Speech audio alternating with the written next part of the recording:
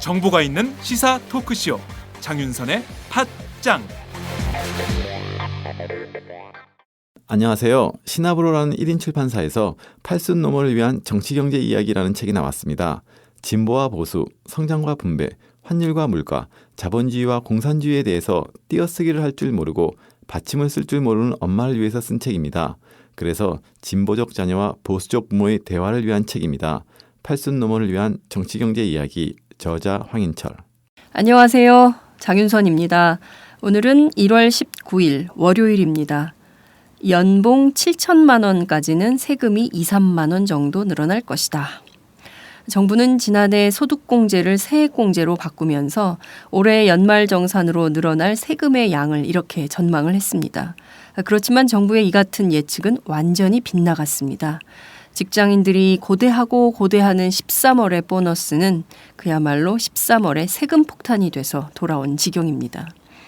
각종 소득공제 항목이 대거 축소가 되면서 돌려받는 세액 규모가 크게 줄어들거나 오히려 토해내야 되는 사람들이 급증한 것인데요. 최소 500만 명이 불리해졌습니다. 이걸 제대로 된 정책이라고 할 수 있을까요? 직장인들의 분노가 극에 달하자 정치권과 정부도 당혹감을 감추지 못하고 있습니다. 오늘 아침 새정치민주연합 우윤근 원내대표는 우리도 책임이 있다 이렇게 밝히면서 세액공제는 유지를 하되 현행 15%에서 5% 상향하는 방안을 검토 중이라고 밝혔습니다. 국회 예산처에서 세수 추계가 나오는 대로 소득세법 일부 개정안을 발의하겠다는 것인데요. 이 13월에 보너스를 받아서 밀린 생활비에 쓰거나 모처럼 만에 다가오는 2월 설 연휴, 황금 연휴 때 어디론가 떠나려고 했던 직장인들, 결국 두 다리 발목 잡힌 이 상황, 어디서 보상을 받아야 하는 것입니까? 정말 참으로 무책임하기 짝이 없는 정치권 같습니다.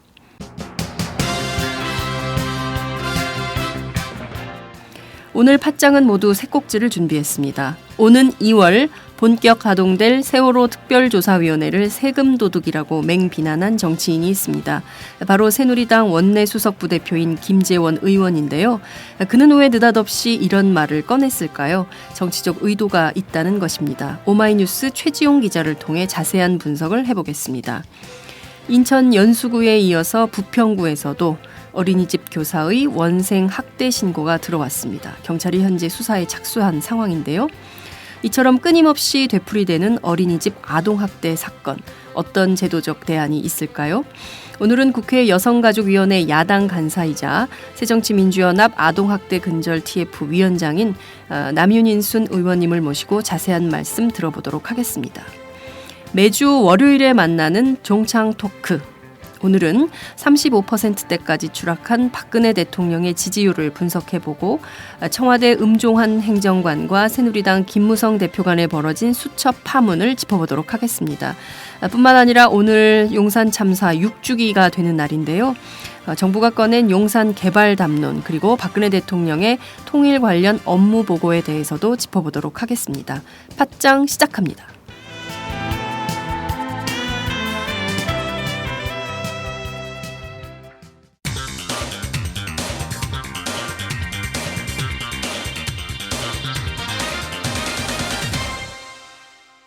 전혀 다른 뉴스. 전혀 다른 뉴스 시작하겠습니다. 오는 2월 본격 가동될 세월호 특별조사위원회를 세금 도둑이라고 맹비난한 정치인이 있습니다. 바로 새누리당 원내수석 부대표인 김재원 의원인데요. 김 의원은 세월호 조사 특위를 여가부나 방통위보다 더 조직이 방대하고 예산도 너무 많다 이런 지적을 했습니다. 그렇지만 이것은 현재 국회 그리고 정치인들 가운데 논의 중이라는 것인데요. 김재원 의원의 이 발언 어떻게 해서 나오게 된 것인지 오늘은 오마이뉴스 정치부 최지용 기자를 연결해서 자세한 소식을 들어보도록 하겠습니다. 최 기자 나와 계신가요? 예, 오마이뉴스 최지용입니다. 네, 김재원 원내수석 부대표가 지난주에 세월호 특위를 향해서 세금 도둑이다 이렇게 맹비난을 했습니다. 핵심적으로 규모, 예산을 지적한 거죠?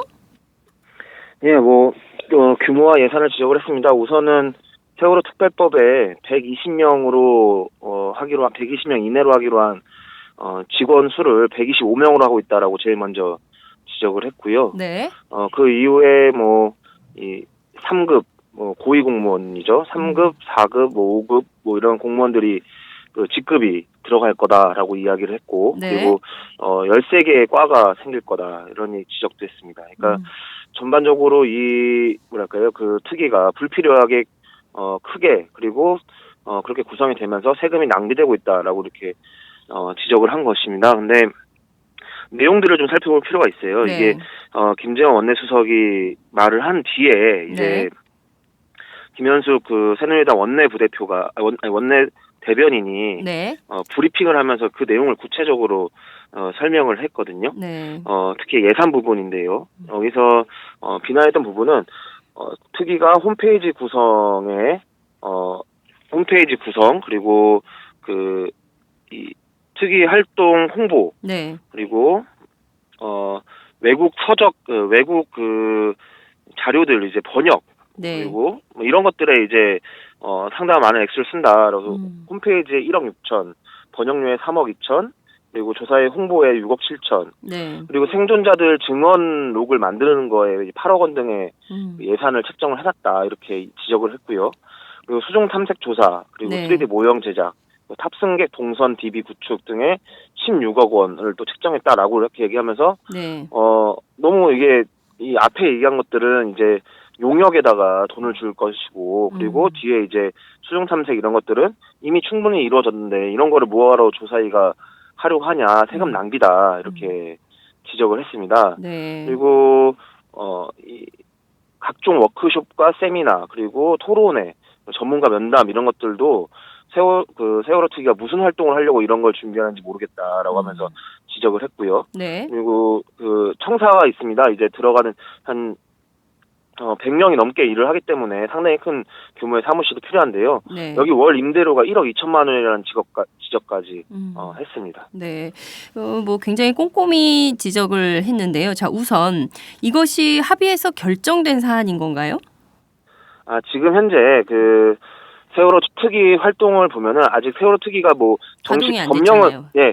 법은 1월 1일부로 이제 됐지만 네. 이게 대통령의 어떤 그 결정이 있어야 됩니다. 그러니까 여기서 그러니까 특별법상에 네. 이제 임명 이전에 설립 준비를 위한 활동을 보장한다라고 되어 있습니다. 네. 그래서 지금 설립 준비를 위한 활동 기간에 있는 것이고요. 네. 여기서 이제 그 특위에 대한 시행령이 있습니다. 지금은 특별법만 있는 것이고요. 네. 시행령이 있습니다. 그러니까 그 시행령을 만들어야 되고요. 네.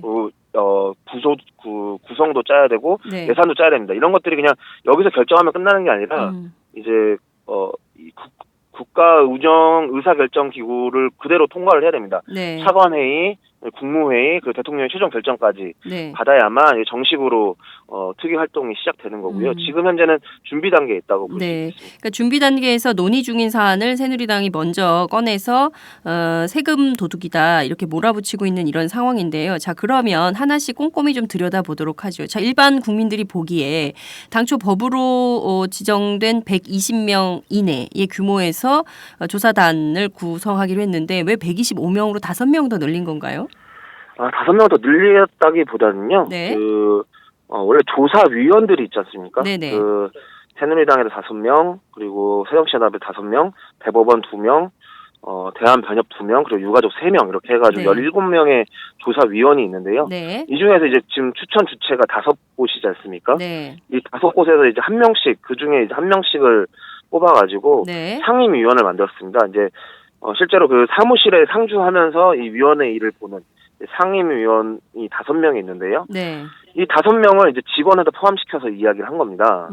김재원 수석은. 네. 그러니까 지금 120명 규모로 그 사무처 직원을 꾸릴 꾸렸다는 것도 아니지. 꾸릴 계획이라는 거죠? 예, 꾸릴 계획을 가지고 있고, 네. 여기에 이제 상임위원 5명이 같이 있게 되면서 125명이라는 건데요. 네. 세월호 특별법을 살펴보면요. 네.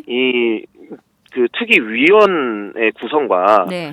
그 특위가 이제 밑에 이제 직원을 둘 수 있다라는 규정을 따로 두고 있습니다. 네. 그러니까 위원 규정은 따로 있고 또 직원 규정도 따로 있는 건데요. 그렇죠. 예. 위원이 17명 그리고 그 밑에 120명을 둘 수 있다라고 되어 있습니다. 그래서 네네. 이후에 이게 뭐 김재원 수석이 이 말을 한 뒤에 이거에 대해서는 다시 언급을 하고 있지 않거든요. 네. 이 부분에 대해서는요. 그러니까 본인이 새누리당 잘못 알고 얘기한 거잖아요. 그러니까 위원과 네네. 그러니까 네. 위원과 직원의 그 법이 정한 대로 위원의 규모와 직원의 규모가 전혀 다른 것이고 그 직원의 규모에서 벗어나지 않는 것인데 본인이 법을 제대로 알지 못하고 한 발언에 대해서는 이제 말이 없다 이런 거죠. 네. 뭐 이 법뿐만 아니라 네. 그냥 공직법, 이 공직자윤리법이라든가 뭐 이런 이 정보조직법 같은 곳에서도 그러니까 정무직은 전체 그 직원 TO에 잡히지 않는다라는 규정이 그렇죠. 있습니다. 네. 그렇기 때문에 뭐 이 내부에서도 이제 상임위원을 비롯해서 이제 정부 관계자들이 함께 이제 설립 준비단을 꾸려서 논의를 하고 있는데요. 네. 그 안에서도 이 위원을 직원으로 볼 것이냐 아니면 별도로 볼 것이냐라고 해서 논의가 있었다고 하고요. 네. 거기서 이제 위원은 직원이 아닌 것으로 결론을 내렸다고 합니다. 그래서 네. 뭐 위원 물론 그 법 규정에 네. 위원을 포함해 120명 이내로 한다라고 되어 있었다면 모를까. 네. 그 120명을 규정하는 것과 상임위원 5명을 규정하는 게 각각 다른 조항으로 규정돼 있기 때문에 네. 이거는 뭐 별도로 봐야 될 거라고 볼 수 있겠습니다. 네, 그러니까 그 준비단에서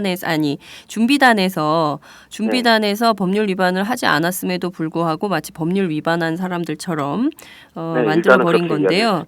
자, 그리고 또 하나 여쭤볼게요. 3급 이상의 공무원들이 늘어난다. 이것은 뭡니까? 지금 새누리당 주장은 네. 이 위원회가 1년 6개월짜리밖에 안 되기 때문에 네.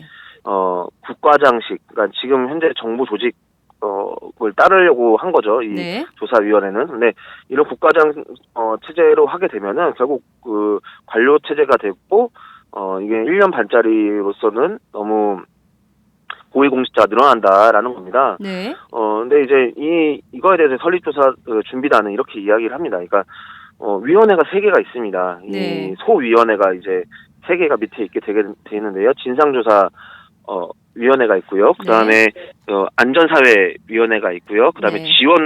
지원위원회가 있습니다. 네. 그러니까 그 업무를 3개로 나눈 거죠. 그러니까 이 진상조사를 위한 거, 예. 파트를 셋으로 나눈 겁니다. 진상조사를 위한 것, 그리고 이제 진상조사 이외에 이제 법률이라든가 이후에 이제 한국 사회가 그렇죠. 안전사회로 가기 위한 방안을 논의하기 위한 위원회가 있고, 그리고 이들을 지원하기 위한 지원위원회가 있습니다. 네. 이 각 위원회별로 부서를 하나씩 둔다고 한다면요. 이게 네. 뭐 국으로 둔다고 한다면은 국은 원래 3개 이상의 과로 이루어지게 돼 있습니다.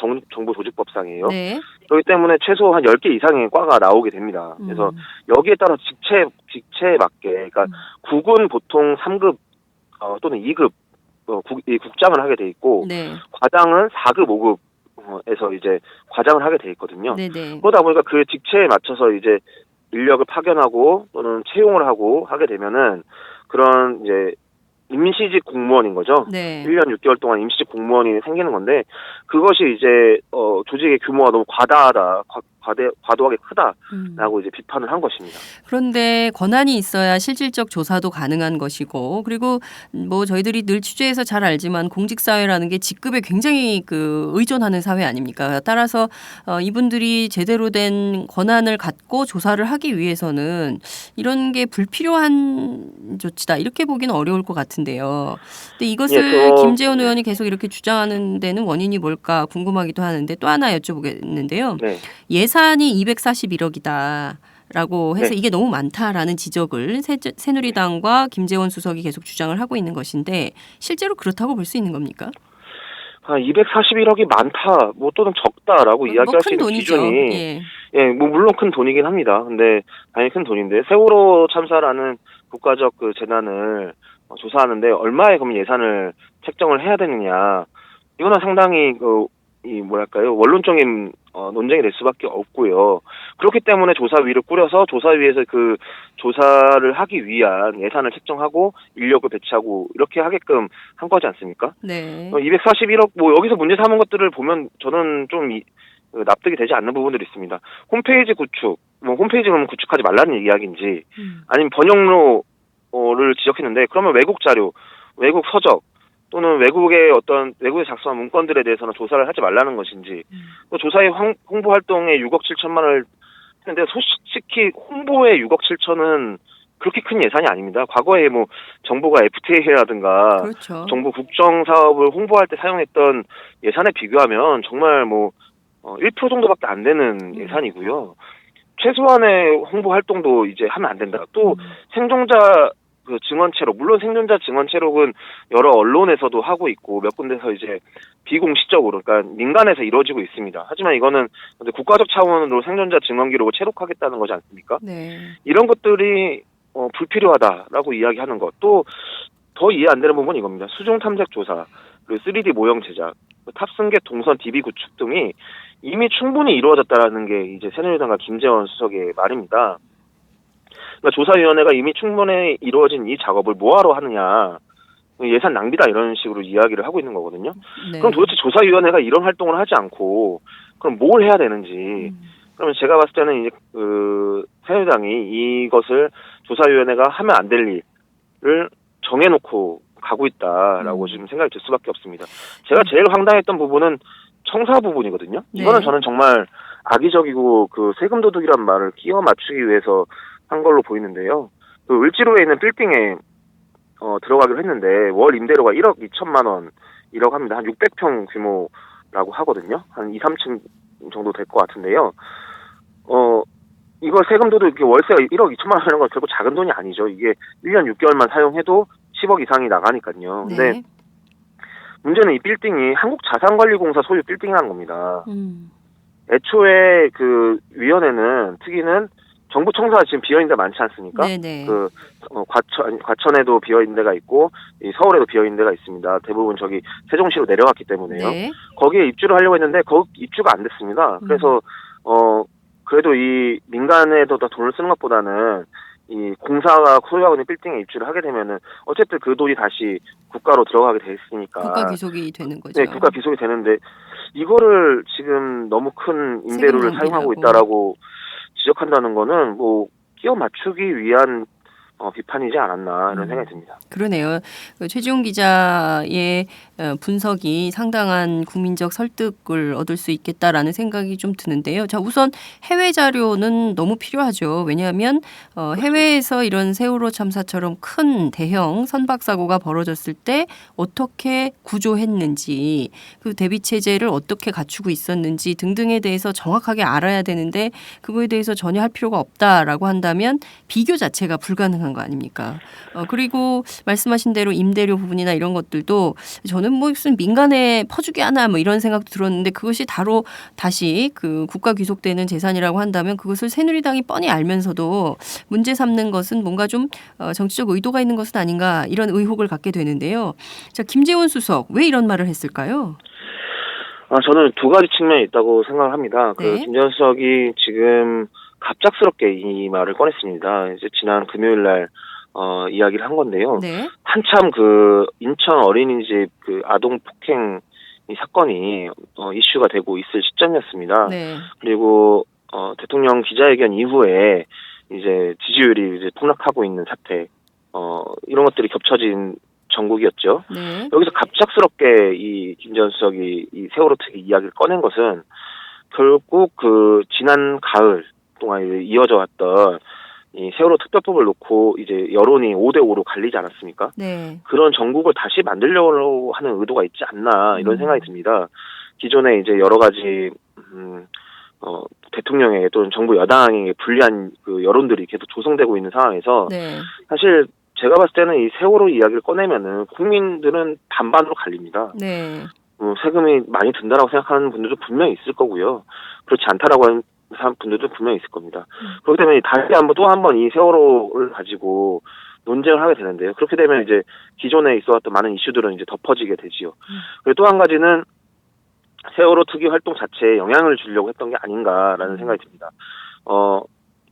이 세금 도둑이란 말이 참 무서운 말인데요. 네. 그 세금 도둑, 세금 낭비도 아니고요.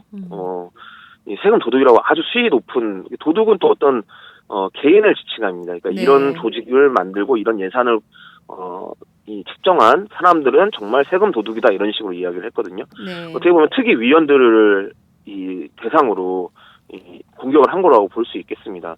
그럼으로써 이제 어떤 예산을 측정을 하더라도 이거 세금이다 이야기를 하기 시작하면은 조사위원회가 아무래도 이 눈치를 볼 수밖에 없지 않습니까? 여론의 네. 눈치. 근데 이제 조사위원회가 여론의 눈치를 보면서 제대로 된 조사가 과연 가능할까? 그리고 특히 이렇게 항목마다 그 예산 항목마다 일일이 이 시비를 건 것은 네. 이런 활동을 하는데 좀 이렇게 제약을 두려는 의도가 있지 않나 그거밖에 생각을 할 수 없을 것 같습니다. 네. 첫 번째는 박근혜 대통령 지지율 하락에 따른 물타기용으로 네. 새로운 방향 전환을 위한 정치적 노림수가 있었다라는 것이고, 또 하나는 조사위원회 활동 자체를 위축시키기 위한, 그리고 새누리당이 생각하는 바대로 위원회 활동을 끌기 위한 정치적 목적이 있었다, 이렇게 분석을 해주셨습니다. 자, 그런데 이 세월호 투기는 야당과 시민사회 조직이 아니지 않습니까? 이게 그 여야가 그리고 또 정부가 네. 함께하는 조직인데, 그렇다면 세월호 투기 안에서도 뭐 이런저런 비판과 논란이 있을 것 같은데요. 그 내부에서는 좀 어떤 얘기들이 나오고 있습니까? 참 제가 그 16일날 김재원 수석 발언 이후 직후에 이 내부 취재를 집중을 했습니다. 그래서 네.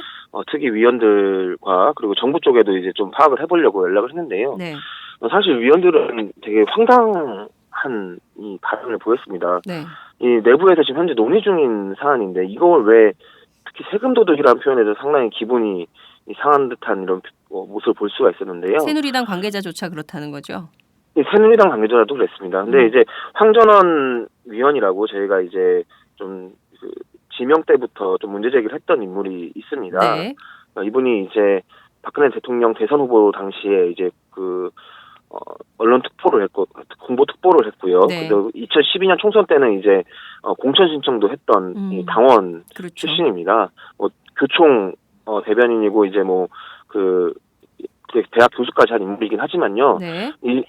새누리당의 이력을 갖고 있는 사람이었기 때문에 좀 우려가 돼가지고 제가 이제 어떤 어떤 교감이 있을까 싶어서 연락을 했더니 그날 당일에는 아무런 반응을 보이지 않았습니다. 자기가 아직 대통령이 임명하지도 않았고 그런 부분은 상임위원들이 논의를 하고 있기 때문에 알고 있는 내용이 없다라고 네. 이렇게 말을 했습니다.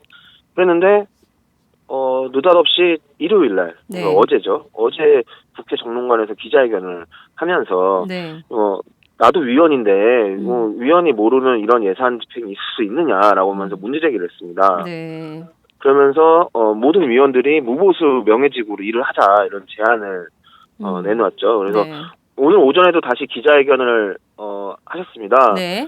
그거는 내용은 이제 어제 이 서영교 새정치연합 원내대변인이 황전원 위원회 기자회견을 문제 삼아서 이제 사퇴해야 된다라는 식으로 논평을 한 것에 재반박을 하기 위한 기자회견이었는데요. 네. 이 회견 끝나고 저희 기자들과 따로 만난 자리에서 저희가 이렇게 물었습니다. 네네. 지금 그런 주장하시는 부분들을 지금 내부 이 위원들 사이에서 논의를 하고 있는 것인가라고 네. 했을 때 아직 논의되는 건 없고 수요일이나 목요일날 만나서 이제 이 관련한 회의를 할 예정이다 이렇게 이야기를 했습니다. 그래서 제가 봤을 때 황전원 위원이 분명히 물론 위원 자격으로 그런 제안을 할 수가 있습니다. 네. 근데 이제 앞서 말씀드렸듯이 그런 디테일한 예산 부분들까지 새누리당이 지적하고 나선 거는 이 세월호 특별법의 구조에 이 위원들 활동의 독립성을 보장하는 조항이 있습니다. 네. 오늘 황전원 수석이 그 조항을 근거로 해서 서영교 원내대변인의 그 사퇴 요구를 부당한 압력이라고 표현을 했거든요. 그렇다면은 이 새누리당이 지적한 이 위원회의 구성과 예산에 대한 이런 지적도 활동에 대한 독립성을 침해하는 부당한 압력이라고 또 볼 수 있지 않냐라는 제가 반론을 제기했을 때는 네. 그거는 비판은 가능하다 하지만 자기 그 위원들을 직접적으로 압박하는 건 안 된다라는 식으로 이제 답변을 했습니다. 자, 이게 지금 세월호 참사 이제 곧 일주기가 다가오는 상황인데요. 정말 지금까지 진실 규명은 전혀 되지 않은 이 상황에서 민간 차원에서 이러저러한 조사는 있었지만 말입니다. 이게 언론이 밝히고 이런 상황에서 정부 주도로 처음 진행되는 이 진상조사위 시작 전부터 이렇게 발목 잡기를 한다면 이게 제대로 된 진상조사가 될 수 있는가 벌써부터 걱정이 앞서는 상황입니다. 정치권 안에서 이런저런 반박, 공박이 진행되는 것 같은데요. 이재명 시장이 재밌는 말을 했다면서요. 네, 뭐 이재명 시장이 이제 그 유명인이시기 때문에 네. 그 뭐랄까요, 그 좀 튀는 말씀해 주셨는데요. 그 저희가 이 관련한 기사를 썼을 때 그 뭐랄까 누리꾼들의 반응도 그랬습니다. 사실 국회의원이 그리고 또 이 MB 정부의 지금 자원외교에서 예산 낭비가 이슈가 되고 있지 않습니까? 이런 상황에서 세금 도둑이란 말을 이제 국회의원이 한 거에 대해서 상당한 그 반발 여론이 있었는데요. 이재명 시장은 이제 김재원 수석이 곧 뭐 도둑이지 않냐라는 네. 비판을 하셨습니다. 그래서 김재원 음, 수석이 세금 도둑이다. 네, 그렇습니다. 네. 그러니까 그러니까 직설적으로 이야기를 하셨죠. 네. 뭐 새정치연합 내부에서도 이 부분에 대해서는 이야기를 하고 있는 건데요. 네. 저는 좀 약간 뭐 이재명 시장처럼 아주 강하게 싸우던가 아니면 뭐랄까요, 그 오히려 이 부분을 스무스하게 넘어갈 수 있는 어떤 전략적인 거를 내놔야 된다라는 생각이 드는데 새정치연합의 스탠스는 약간 좀 어정쩡한 모습입니다. 그래서 좀 안타까움이 드는데요. 오늘 아침 회의에서는 이 정도 이야기를 했습니다. 그 세금 도둑이라는 표현이 인격 모독적이다. 네. 라는 하면서 이제 진실을 향한 노력을 외면하면은 이제 국민이 용납하지 않을 것이라는 발언을 이제 우윤근 원내대표 정도가 이제 네. 언급을 했습니다. 그래서 뭐랄까요, 그 좀 약간 지금 뭐 전당대회도 있고 뭐 정신 없다고는 하지만 좀 약한 모습이지 않나 이런 생각도 좀 들고 그렇습니다. 뭐 물론 좀 뭐랄까요, 만약에 새정치연합까지 강하게 나온다면은 이 양쪽에 또 여야의 정쟁처럼 또 흘러갈 수 있을 것 같기 때문에 좀 그런 거 조심하는 부분은 있을 것 같습니다. 네. 뭐 이재명 시장이 이야기한 것은 저는 되게 공감을 합니다. 왜냐하면 4대강 비리, 뭐 자원외교 비리, 그 군수 그 비리 이런 것들이 각종 부정부패에 있었던 기성세대, 기성 정치인 인이 그런 세금 도둑이란 말을 하는 자격이 있느냐라는 말씀이었는데요. 네. 실제로 저도 그렇게 생각을 하고 있습니다. 네, 알겠습니다. 오늘 말씀 여기까지 듣도록 하겠습니다. 네, 고맙습니다. 감사합니다. 네. 네. 지금까지 오마이뉴스 최지용 기자와 함께했습니다.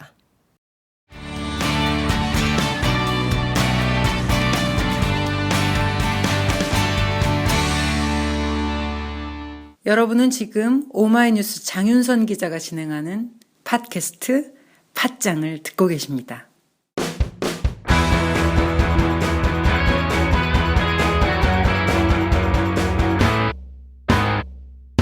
색깔 있는 인터뷰. 색깔 있는 인터뷰 시작하겠습니다. 인천 연수구에 이어서 부평에서도 어린이집 교사의 원생 학대 신고가 접수가 돼서 경찰이 수사에 나선 상황입니다. 끊임없이 되풀이되고 있는 어린이집 아동학대 사건, 어떤 제도적 대안이 있을까요? 오늘은 국회 여성가족위원회 야당 간사이자 새정치민주연합 아동학대 근절 TF 위원장이신 새정치민주연합 남윤인순 의원님을 모시고 자세한 말씀 들어보도록 하겠습니다. 의원님 나와 계신가요? 네, 안녕하십니까. 예. 네.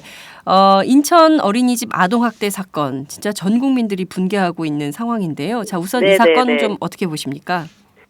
예, 이게 지금 이 사건이 이번만이 아니고, 뭐, 작년에도 계속 사실은 발생을 했어. 그때마다 국민들이 이제 굉장히 많이 분노를 하고 했음에도 불구하고, 이렇게 근절되고 있지 않은 것이 정말 굉장히 안타깝고, 너무 이제 분노스러운 상황이긴 합니다. 근데 네. 어쨌든 이번에 이거를 계기로 해서, 다시는 좀 재발되지 않도록, 조합적인 좀 대책을 마련해야 된다고 생각을 하고 있습니다. 네. 예. 말씀해 주신 대로 계속 되풀이되는 이 어린이집 아동학대 사건에 대해서 어떤 제도적 대안이 굉장히 중요하다라는 게 매번 사건이 발생할 때마다 있었거든요. 그런데 네네. 제도적 대안이 제대로 마련되지 않는 원인은 어떤 데 있습니까? 언론에서는 어린이집 원장들이 담합해서 좀 이렇게 제도적 예. 대안을 막고 있다 이런 비판도 나오던데요. 의원님은 어떻게 보십니까? 글쎄 이거는 뭐 한 가지 문제가 아니고요. 일단은 아동학대라고 하는 아동학대 범죄라고 하는 그런 부분에 대한 우리 전체적인 어떤 국민들의 인식이나 그 아동학대를 예방할 수 있는 어떤 시스템 문제가 한 가지가 있고요. 네. 그다음에 이것이 보육 현장에서 일어났기 때문에 보육 그 환경이라고 하는 두 가지 요소가 사실은 결합이 되어 있습니다. 근데 작년에는 그 아동학대 관련해서 뭐 여러 가지 법도 만들어지고 뭐 예산도 좀 증가되고 이런 상황이 있었는데요. 아직 네. 그 부분에서 굉장히 미흡한 부분이 하나 있다고 생각을 하고요. 네. 이제 보육 현장 문제는 사실상 그거는 계속 제기가 됐지만 우리가 무상보육 이후에 그 보육의 질을 개선하기 위한 그런 부분은 본격화되지가 않았거든요. 그래서 그런 속에서 이 두 가지 문제가 아직은 하나의 제도도 이제 시행 중에 있고 네. 또 보육 현장의 물리적 개선이라고 하는 부분은 아직 시작이 안 됐고 이런 속에서 이제 비롯되는 것이 아닌가라고 저는 보고 있습니다. 그래서 뭐 누가 가로막거나 이런 문제가 아니라 네. 이 문제를 정말 종합적으로 아주 한 가지 촘촘하게 다 그 제도적인 대안이나 거기에 따른 예산 수반 사항들을 하지 않으면 개선이 안 됩니다. 제가 봤을 때는. 예. 네. 말씀하신 대로 지난해에 예산이라든가 제도적 대안이 일부 마련이 됐지만 여전히 미흡하다라고 말씀을 해주셨는데요. 예산은 어느 정도나 확보가 됐고 또 제도적 대안은 어느 정도입니까? 일단 아동학대 관련해서 얘기를 드리면은요. 사실은 네. 아동학대 관련해서 정부 예산이 단 한 푼도 없었습니다. 사실 2015년 예산도 지금 전체적으로 252억 원으로 됐는데 이 예산도 252억 원이요? 일반 회계가 아니고 네. 그 법무부의 범죄 피해자 기금하고 복권 기금에서 확보를 하고 있거든요. 복권 기금이요. 그러니까 그러니까 정말 우리 국민들이 생각해야 될 게 아동학대 예방 예산에 일반 회계가 편제가 안 돼 있다라는 거예요. 어머, 그래서 이거를 일반 회계를 해야 된다라고 요구를 했지만 네. 일반 회계가 안 돼 있고요. 그리고 애초에 사실은 이제 이 예산도 보건복지부에서는 573억 원을 요구를 했는데 네. 기재부에서는 169억 원을 이제 했어요. 그래서 그거를 국회에서 국회와 시민단체들이 노력을 해서 83억이 증액이 돼서 그나마 252억 원이 된 겁니다. 그래서 굉장히 어떤 예산의 어떤 그 규모도 적고 네. 또 구체적으로 보면은 가장 사실은 또 이렇게 그 국민들 대상으로 홍보를 해야 되는데 홍보 예산은 한 푼도 반영이 안 됐고요. 또 예를 들면 신고 의무자 직분이 있습니다. 보육교사는 대표적인 신고 의무자에 속합니다. 그래서 네. 신고 의무자에 대한 교육 예산도 10억 9천만 원 정도 요구를 했는데 네. 이것도 전혀 반영이 안 됐어요. 그래서 그럼 이것도 전액 삭감인가요? 삭감도 전액 아니네요. 아예 반영이 반영이 안 된 되지가 않아. 거예요? 네. 반영이 안 됐고요. 네. 뭐 복지부는 그렇게 요청을 했는데 기재부에서 반영을 안 해준 거죠. 그냥 반영을 안 해준 거. 그래서 근데 그런 부분도 있고 아동학대가 들어오면은 신고를 하게 되면 지역에 있는 아동보호 전문기관에서 신고를 받아서 처리를 합니다. 네. 근데 아동보호 전문기관이 전국에 51개뿐이 없어요. 근데 2015년에 6개 늘렸고 네. 애초 저희가 요구한 거는 100개까지 늘려야 된다. 이 전국을 커버하려면 네. 이 숫자도 적고 거기에 상담하는 인력도 이번에 증언을 하긴 했지만 이 상담원들이 굉장히 경무에 시달립니다. 여기에 대한 처우 개선도 하나도 해결이 안 됐고 어쨌든 그러니까 아동학대에 대해서 뭐 굉장히 작년에 많은 난리가 나고 뭐 제도 개선도 하고 예산도 한다고 했지만 결과를 보면 이렇다라는 거죠. 이런 정말. 부분이 문제가 있다고 생각하고요. 네. 보육 현장도 보면은 보육료가 지금 거의 4년째 동결이 됐고 네. 작년에 뭐 조금 물가 인상 반영해서 조금 반영이 됐고 그 보육교사들의 어떤 임금이라든가 이런 처우 개선 문제는 하나도 해결이 안 되는 뭐 이런 이 양 질곡이 있지 않나라고 생각을 합니다. 네. 예. 저희가 뭐 복지국가의 꿈을 가지고 있고 박근혜 대통령도 복지국가를 이루겠다고 했는데 결과적으로는 예산 그리고 또 제도적으로 전혀 이게 계속 빈발하고 있는 아동학대 문제에 대해서 전혀 정부가 제대로 된 조치 그리고 또 예산 이런 것들을 전혀 투여를 하지 않고 있기 때문에 결과적으로 보자면 이런 아동학대 사건이 일어날 수밖에 없는 조건을 정부가 만들고 있는 것은 아닌가 이런 비판도 가능할 것 같다는 생각이 좀 드는데요. 자, 새누리당에서는 가장 중요한 제도적 대안으로 전국의 모든 어린이집에 CCTV를 설치하겠다. CCTV 설치 의무화 방안이 가장 큰 제도적 대안으로 나오고 있습니다. 우선 의원님은 이 부분에 대해서는 어떤 입장이십니까? 그거는 그러니까 재작년에 국회 그 보건복지위원회 법안 심사 소위에서도 논의를 했었습니다. 네. 논의를 했었는데요. 그러니까 이 부분이 뭐 하나의 어떤 방안이 될 수 있죠. 있을 수 있지만 이거는 단기적인 처방인 것이고요. 네. 그 당시에도 사실은 뭐 세종시라든가 이런 데서 발생했던 그 아동학대 사건 같은 경우는 CCTV가 있는 곳에서 발생이 됐고 또 CCTV가 있다 하더라도 또 없는 곳에서 아동학대가 발생을 전체 뭐 몇 개를 설치하냐에 따라서 예를 들면 원장실이나 이런 데 설치가 안 되기 때문에 그런 데서 발생하는 걸 막을 수가 없는 부분이 있는 거고요. 그리고 보다 전체적인 어떤 이런 그 교사가 아동을 돌볼 수 있는 게 너무 사실은 한 교사가 아동을 돌봐야 될 인원이 많습니다. 이런 부분들을 개선을 해줘야 되는데 그런 거 개선 없이 CCTV만으로 해결하려고 하는 거는 너무 좀 그 짧은 단기적인 처방이 아닌가라고 생각을 하고요. 네. 그리고 CCTV라고 하는 부분들은 그 보육실 안에다 설치하는 거기 때문에 네. 그 보육실이라고 하는 거는 거기 안에서 교사의 자존감과 사명감도 증진시켜 주면서 애들과의 어떤 이런 사랑과 돌봄이 이루어지는 공간이거든요. 근데 네. 그거를 어떤 감시와 규제의 방식으로 하는 것에 대해서는 상당히 좀 신중하게 접근을 해야 된다라고 생각을 하고요. 이미 국가인권위원회에서 제가 알기에는 교실 안에다가 그 CCTV, 그것이 폭력을 예방하는 목적이라 하더라도 교실 안에다가 CCTV를 설치하는 부분에 대해서는 굉장히 우려하는 목소리를 이미 2012년에 네네. 그런 의견을 낸 적이 있습니다. 그래서 어쨌든 이런저런 부분들 종합적으로 고려를 하고 오히려 이것을 학부모 운영위원회라든가 이런 데서 논의를 해서 네. 거기서 합의가 돼서 하는 경우에 문제가 없겠죠. 근데 그렇지 않고 이걸 의무화하는 부분에 대해서는 그러니까 정부는 권고할 수는 있겠지만 이걸 의무화하는 것에 대해서는 조금 더 논의를 네. 심도 깊게 해야 된다고 저는 생각을 합니다. 네. 김재원 새누리당 원내수석 부대표는 2월 국회에서 반드시 CCTV 의무화 설치 법안을 처리하겠다라고 주장을 했는데요. 그러면 새누리당의 이런 주장과 새정치민주연합의 주장의 차이가 좀 있는 것 같은데요. 그러면 이런 주장은 좀 어떻게 국회 안에서 논의가 될 수 있을까요? 그것만 처리한다고 될 문제는 아니고 그거와 네. 지금 이제 예를 들면 나와 있는 법 중에 이제 아동학대를 한 어린이집 같은 연구 퇴출하자 이런 네. 법안도 들어와 있고요. 그다음에 그렇습니다. 어린이집에서의 아동학대 신고 의무자에 대한 교육 네. 이 부분들을 강화해야 된다 이런 법안도 있고 다른 법안들이 많이 있습니다. 그래서 그리고 보육교사의 근무 시간 8시간으로 하자 이런 법안도 있어요. 그래서 이런 것을 종합적으로 다 해서 네. 아동학대를 예방할 수 있는 어떤 근본적인 대책을 마련하는 이런 쪽으로 가야지 너무 지금 단편적인 어떤 대책 하나로 갈 문제는 아니다라고 생각을 합니다. 네. 말씀하신 대로 전반적으로 굉장히 많은 법안들이 지금 국회 안에 계류가 돼 있는 상황인데 문제는 이거를 종합적으로 어떻게 해야 그 아이들이 그 말씀하신 대로 사랑과 보살핌을 받으면서 교사들도 자존감을 높이면서 아이들을 좀 정말 사랑으로 잘 가르칠 수 있고 돌봐줄 수 있는 시스템을 만들 것이냐 이게 중심인데 지금 보면 새누리당이나 정부 쪽은 감시, 규제 이런 것들을 강화하는 방식으로 가고 있는 거거든요. 그렇다면 지금 새정치민주연합 그리고 또 의원님이 판단하시기에는 어떤 방향으로 좀 가야 되겠나? 그래서 제도적 대안. 아동학대 같은 경우는 어떤 감시나 규제보다는 네. 예방이 굉장히 중요합니다. 예방이 중요하기 때문에 예방을 할 수 있는 인프라를 갖춰야 되는데 그러려면은 어쨌든 보육교사에 대한 아동학대 예방과 관련한 어떤 교육 이것이 전체가 다 이루어져야 된다고 생각해요.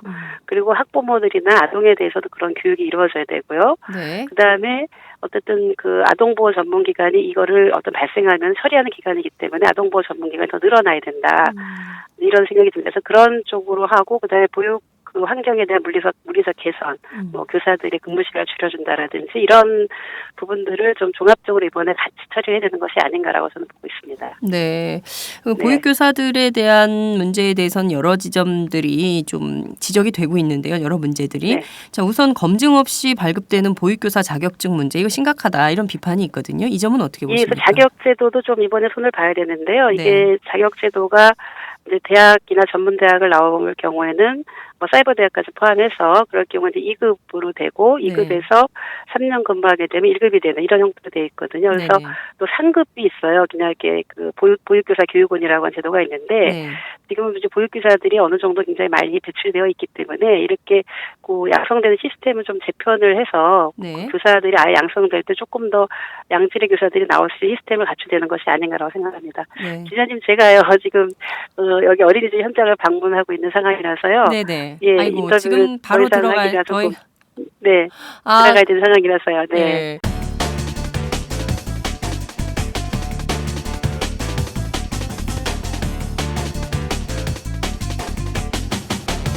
장윤선의 팟짱.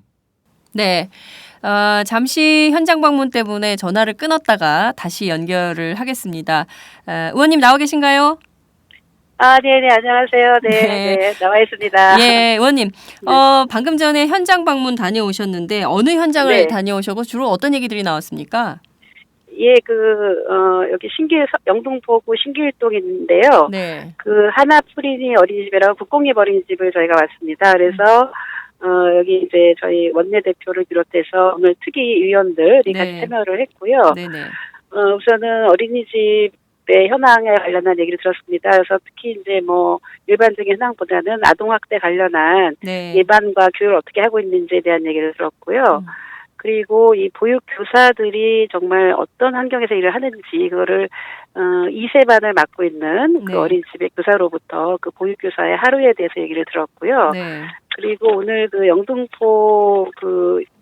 영등포의 그 육아종합지원센터에서도 네. 나오셔서 그쪽 지역의 어린이집의 원장이나 교사, 학부모를 대상으로 해서 아동학대 예방 교육을 어떻게 하고 있는지 이런 현황에 관한 얘기를 들었고 거기에 대해서 이제 그 의원들과 질의응답하는 시간을 가졌는데요. 네네. 이제 뭐 지금 정부가 내놓고 있는 그런 대책 그런 것이 갖고 있는 어떤 한계나 이런 부분에 대한 문제의식도 좀 지적이 됐고요. 네. 오히려 이제 정말 이렇게 교사들의 어떤 그 근무 환경 개선 문제라든지 또 교사들이 어떤 양질의 교사들이 어린이집에서 근무할 수 있도록 특히 국공립 어린이집은 거의 그 전문 그 전공을 한 교사들이 네. 근무를 하고 있거든요. 그래서 이제 그런 문제들에 대한 얘기들이 좀 나왔고요. 그리고 네네.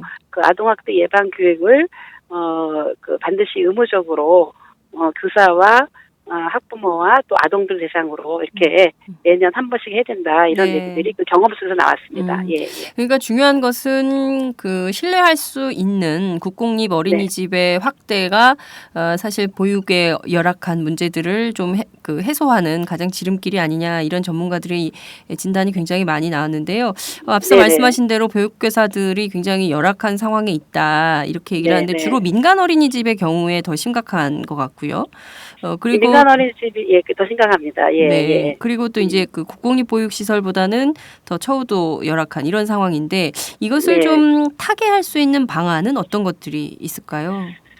예, 예. 지금 일단 뭐 국공립 어린이집 숫자가 너무 사실은 지금 적거든요. 그렇습니다. 뭐 전체 프로테이지 5%밖에 안 돼서 네. 뭐 예를 들면 서울시 같은 경우는 매년 이거를 3년마다 늘려서 1,000개까지 늘리겠다고 얘기를 했는데요. 뭔가 좀 적극적인 게 그냥 뭐 아주 그냥 그 국가에서 아주 그 또 1년에 100개 늘리겠다 이런 수준으로 그냥 소극적으로 할 것이 아니라 네. 아주 공수적으로 적극적으로 이걸 우선순위 정책으로 해서 네. 국공립 어린이집 하면 비용이 많이 든다고 생각하는데 건축 비용이 꼭 그렇지만 않습니다. 작은 네. 형태의 국공립 어린이집도 가능하기 때문에 그럼요. 예. 그런 부분을 많이 늘려야 된다고 생각을 하고요. 그렇지만 또 많은 민간 어린이집이 있지 않습니까? 네네. 그러니까 민간 어린이집 같은 경우에는 사실 평가 인증 제도를 통해서 그 부모들이 좀 안심하고 이렇게 맡길 수 있는가를 그 평가 인증 점수를 보고 판단을 하는데 네네. 이번에 드러난 것도 민간 어린이집이 이제 평가 인증을 받을 때는 점수를 95점 이상 맞지만 네. 이번에 학대가 일어난 어린이집도 95점이 그러니까요. 넘은 어린이집이거든요. 근데 네. 이게 유지가 안 됩니다. 그래서 그거를 수시로 점검할 수 있는 체계를 좀 갖추고 네. 그래서 어린이집의 그 평가 인증 제도를 좀 내실화해야 되는 것이 아닌가라고 생각을 합니다. 네. 그리고 무엇보다도 민간 어린이집 같은 경우는 이 교사들의 어떤 그 근무 시간 자체가 네. 어쨌든 너무 깁니다. 그래서 이거를 8시간제로 좀 줄여주는 거로 하고 그리고 교사들의 어떤 그 예를 들면 누리과정을 하는 교사들은 수당이 30만 원이 나와요. 네네. 근데 그 가장 힘든 그 영유아기 2세 미만의 아이들을 돌본 영아교사들 같은 경우는 네. 그 수당이 그렇게 안 나오거든요. 30만 원까지 안 나오거든요. 네네. 그래서 그 부분을 계속 올리려고 했는데도 예산에서 반영이 안 됐어요. 그래서 이 영아를 돌보고 있는 교사들에 대해서도 그럼 누리과정과 좀 동일하게 교사 수당을 준다라든지 이렇게 해서 좀 자존감을 높여줘야 되는 것이 아닌가. 네. 이제 그런 부분들이 좀 개선이 되면 그래도 그 근무 여건이 좀 개선이 돼서 네. 그나마 좀 달라지지 않을까라고 생각을 하고 있습니다. 네. 자, 우선 그 어린이집 평가인증제와 관련해서요. 평가인증을 네네. 좋게 받은 어린이집들도 뭐 아동학대 사건이 빈번한단 말이죠. 근데 그것은 예. 그 저희들이 이렇게 보면 어린이집 평가인증 받을 때는 교사들이 네. 그 평가인증 준비하느라고 네. 오히려 보육을 등한시하는 이런 네네, 경우가 굉장히 맞습니다. 많이 있거든요. 예. 그러니까 그 네네, 평가인증을 어떻게든 통과해야 그것이 하나의 징표가 돼서 학부모들이 네네. 선택하는 기준이 되기 때문에 뭐 예. 거기에 이제 막 열심히 한단 말이죠. 그때 이제 보육은 네. 등한시되고 뭐 이런 방식이 네. 계속 되풀이 되는 것인데 이것을 예, 뭐 예, 불시할 수 있는 방법을 한다던가 그리고 예. 보육교사들의 질을 확충하는 것도 말씀하신 대로 국공립보육시설을 확충해서 정말 뭐 좀 시스템으로 예. 그리고 교육도 그 재교육 시스템도 좀 제도가 그 정착이 돼서 이게 예, 좀 예, 아이를 대하는 교사의 태도 이런 것들이 좀 보다도 좀 분명해야 되는 것은 아닌가 이런 생각이 좀 드는데요. 그런 부분에 대해서는 여전히 좀 이렇게 전시행정 비슷하게요. 계속 되고 있는 것 같거든요. 그걸 좀 막을 예. 방법은 좀 없을까요? 그래서 우선은 어린이집 그 교사 양성과 관련해서 네. 오늘도 이제 현장에 와서 그런 얘기가 많이 나왔어요. 그러니까 특히 이제 아이들 5세 미만의 아이들은 여러 가지 이제 성장관에서 드러나는 문제 네. 행동들이 있거든요. 이런 것들을 제대로 대응화가 하려면 그야말로 그 보육이나 유아교육을 제대로 전공한 그런 교사들이 와서 이게 대처를 해야 되거든요. 아이들을 잘 돌봐야 되는데 네. 지금 이제 교사들 양성 추세를 보면은 그냥 뭐 사이버 대학 같은 경우도 있고 네. 그다음에 그 보육교사 교육원에서 6개월 내지 1년 정도의 교육을 받으면 되는 이런 네. 형태들이 있어서요. 취업하기 그래서 굉장히 쉬운 수단인 거예요. 그렇죠. 그런데 네. 이게 또 뭐가 문제냐면 민간 어린이집에서는 이런 교사들을 써서 이제 낮은 임금으로 낮은 초로 이런 교사들을 데려와서 네. 그 어린이집 운영에 어떤 압박을 받다 보니까 이게 악순환이 되고 있는 부분이거든요. 그래서 네네. 그런 점에서 교사들의 지금 상급, 2급, 1급으로 되어 있는 체계도 네. 좀 다시 이거를 조정해야 되지 않느냐. 뭐 2급과 1급 정도만 해야 되지 않느냐. 그리고 보육교사 교사원에서 양성되는 교사들은 더 이상 그전에는 교사가 부족했기 때문에 그런 얘기를 했는데 이제는 많은 대학에서 그 정규 과정이 있으니까 네네. 이런 식 보육교사 교사원에서 양성되는 체계는 좀 없애야 되는 것이 아니라 이런 양성 체계에 대한 변화 얘기도 있고요. 네. 그리고 이제 그 보수교육 관련해서도 지금 점검을 해보니까 네. 그 아동학대 예방교육이 들어가는 있습니다. 근데 이 현장에서 얘기는 그냥 뭐 영상교육이나 인터넷 교육을 해서는 그건 안 되고 네. 그야말로 소규모 집합교육을 통해서 네. 특히 이게 문제 행동을 보이는 아이들은 어떻게 대응해야 된다라든지 아니면 교사들도 스트레스가 굉장히 많잖아요. 이 돌봄을 오랫동안 하다 보니까 그렇죠. 이 교사 스트레스 관리를 어떻게 해야 되는가 이런 자기 분노를 어떻게 조절해야 되는가 이런 교사들도 교육을 받아야 되는 거예요. 그렇죠. 그래야만 그것이 아이들한테 가지 않기 때문에 그런 것들을 보수 교육을 할 때 그냥 형식적이 아니라 정말 이렇게 소규모 집합교육식으로 이걸 해달라라고 하는 요구예요. 그래서 네. 오늘 갔던 영등포구 같은 경우는 영등포구 육아종합지원센터에서 네네. 그 어린이집을 대상으로 그런 교육을 하고 있다라고 하는 그런 게 있어서 이걸 전국적으로 확산했으면 좋겠다. 네. 그래서 CCTV 설치나 이런 부분들 하나의 방편이 될 수는 있긴 하지만 보다 네. 근본적인 대책은 아니다라는 점에서 이런 이제 그 방책들이 나왔습니다. 네. 그러니까 오늘은 굉장히 포지티브한 그 좋은 시설을 보셨는데 제가 보기엔 네. 굉장히 열악한 민간 어린이집도 네. 한번 가보셔서 좀 네, 민간 극과 어린이집도 갈 극을 예정입니다. 비교를 해서 의원님들께서 좀 네. 보시고 판단을 해서 정말 그 현실적인 제도적 대안을 만들어야 되지 않을까라는 생각이 좀 드는데요. 저희가 보면 어린이집들이요. 아동학대를 네. 저질러도 뭐 네. 적당하게 그 시간이 흐르면 또다시 네. 비슷한 지역에서 똑같은 어린이집을 다시 만들어서 버젓이 그 활동을 하는 이런 경우들을 보게 됩니다. 그래서 그 아동 학대를 저질러도 아무런 네. 적절한 조치가 없다. 이런 비판이 계속 나오고 있는데요. 이 부분에 대해서는 좀 어떤 해결책이 있다고 보십니까? 예, 그런 문제가 제기가 사실 그전에도 돼서요. 이제 그 어린이집을 다시 개설하는 기간을 이제 10년으로 이렇게 해놨었는데 네. 그것도 안 된다. 그래서 이번에 연구 퇴출. 그 영리아보호법 그 개정안을 그 우리 당의 김영록 의원이 내놓으셨어요. 그래서 아동학대로 그 폐쇄 명령을 받은 자는 영구히 어린이집을 설치 운영할 수 없도록 하고 네. 그다음에 그 교사들도 자격을 완전히 취소해서 영구히 취소를 하자. 아동학대로 이렇게 처벌을 받았을 경우에는 이제 그런 법안이 지금 올라가 있고요. 그리고 그 어린이집 정보 공시를 할 때 그 아동학대 관련한 사항을 반드시 포함하도록 해서 예를 들면은 그 원장이 다른 데 가서 개설을 했다라든지 이러더라도 그 아동학대 관련한 전력이 나올 수 있도록 그렇게 하도록 이력 했고요. 조회가 가능하도록. 네네, 가능하도록. 네. 만약 그걸 제대로 고시하지 않으면 여러 가지 벌칙이 있도록 하는 그런 내용을 지금 개정안이 지금 돼 있고 아마 이 개정안은 이번 2월 달에 2월 국회에서 처리가 되지 않을까라고 생각을 하고 있습니다. 네, 알겠습니다. 이 그 아동학대 모든 국민들이 분개하는 사안입니다. 네. 특히 이제 이런 문제가 뭐 불거지지만 매번 솜방망이 처벌로 끝나고 또 이제 네. 그 여론이 들끓 때는 정치인들이 뭔가 하는 것처럼 보이지만 결과적으로 제도적 대안은 굉장히 미비한 상태로 계속 오고 있고 아까 말씀하신 대로 예산 문제도 뭐 네. 그 아동학대 예방 예산이 빵원이라는 점에 대해서 전 정말 놀랐는데요. 이런 네네. 점들을 쭉 그동안 그 여성운동가로 일하시면서 또 국회에서 여가위 활동하시면서 여러 가지 답답한 예. 일들도 많이 보시고 그러셨을 텐데요. 저희가 예. 끝으로 한 말씀 부탁드릴게요. 예, 저도 사실 정치권에 와서 보니까 어떤 것이 막 이제 여론을 타면 그때 일시적으로 이제 이렇게 하고, 그 다음에 또 다른 이슈로 옮겨가 이런 걸 굉장히 많이 봤습니다. 그래서 제가 이제 작년에도, 그 울주에서 아동학대 사망 사건 났을 때, 네네. 그 진상조사위원회를 꾸려서 진상조사 활동을 2달 동안 했어요. 그래서 하나하나의 그 문제가 뭐고, 거기에 대한 대책을 마련하는 종합 보고서를 만들어서, 사실 그것이 이번에 그 아동학대 종합 대책의 근간이 됐거든요. 그래서 네. 한 번에 그냥 일회성으로 끝나는 것이 아니라 이번에 저희가 대책위를 만들어서는 원인이 정말 근본적인 원인이 뭔가 거기에 대한 어떤 그 단기 방안, 장기 방안 이런 처방을 마련을 해서 제도 개선도 하고 그다음에 예산도 확보하는 그런 활동을 지속적으로 할 예정입니다. 그래서 국민들이 정말 우리 학부모들이 안심하고 아이들을 맡길 수 있고 그리고 또 그렇게 해야만이 또 사실 우리가 지금 아이들이 이제 어떤 미래 세대의 가장 중요한 구성원이지 않습니까? 네. 그런 점에서 국가가 많은 예산을 투자하도록 그렇게 만들도록 하겠습니다. 네, 알겠습니다. 네, 네. 오늘 말씀 여기까지 듣도록 하겠습니다. 감사합니다. 네, 네. 감사합니다. 네, 지금까지 새정치민주연합 남윤인순 의원님과 함께했습니다. 안녕하세요. 장윤선의 팟짱 애청자 여러분. 저는 김병기입니다. 전에는 편집국장이었는데요. 지금은 10만인 클럽 회원이자 본부장 맡고 있습니다. 그런데 10만인 클럽이 뭐지? 이렇게 궁금해하시는 분들 많으실 겁니다.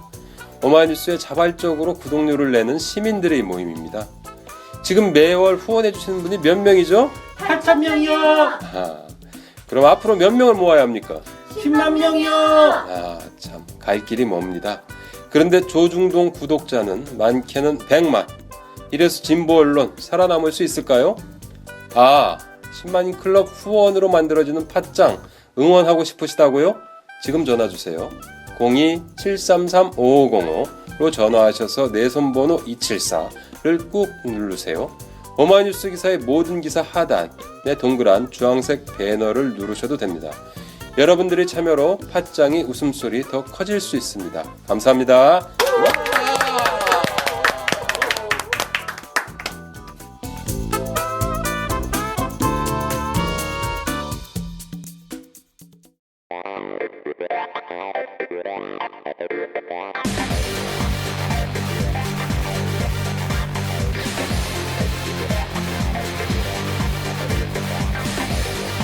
정보가 있는 시사 토크쇼 장윤선의 팟짱.